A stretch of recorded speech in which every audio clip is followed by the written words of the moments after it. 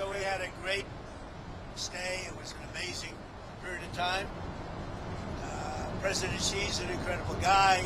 U.S. President Donald Trump talked up his two-day meeting with Chinese President Xi Jinping Friday, but he left China with no major breakthroughs on trade or tangible help from Beijing to end the Iran war. I'm not sure that the results of the trip have exceeded expectations. They've seemed to be pretty modest, but it's worth noting that this is the first meeting of several that are planned between both leaders this year. So hopefully it provides an on-ramp to more productive conversations down the road.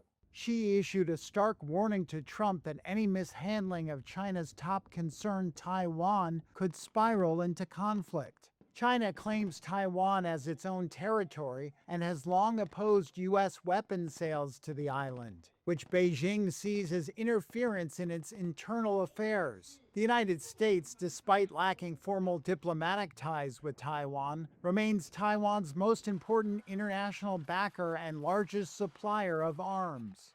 At the moment, a major U.S. weapons sale to Taiwan worth up to $14 billion is waiting on Trump's approval. But on Friday, the president said he hasn't decided whether to proceed. On Taiwan, he feels very strongly. I made no commitment either way. We'll see what happens. What about the arms sales to Taiwan?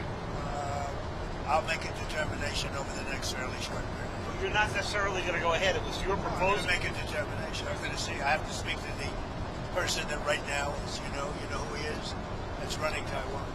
It was unclear if Trump was referring to Taiwan's President Lai Ching-te. On the business front, Trump touted a deal between Boeing and China. A lot of great trade deals, including over 200 planes for Boeing with a promise of 750 planes, which will be by far the largest order ever if they do a good job with the 200, which I'm sure they will. However, this was significantly fewer than the roughly 500 jets that sources told Reuters had been under discussion, and Boeing stock fell 3% Friday afternoon. There were scant details of agricultural deals made, and no signs of a breakthrough on selling NVIDIA's advanced H200 AI chips to China, despite CEO Jensen Huang's dramatic last-minute addition to the trip. When President Trump last traveled to Beijing in 2017, there were elaborate signing ceremonies. The two sides announced upwards of $250 billion in commercial deals. The outcomes this time around pale in comparison. There were no signing ceremonies. The Chinese did not confirm or announce any major new investments. The absence of these outcomes is notable.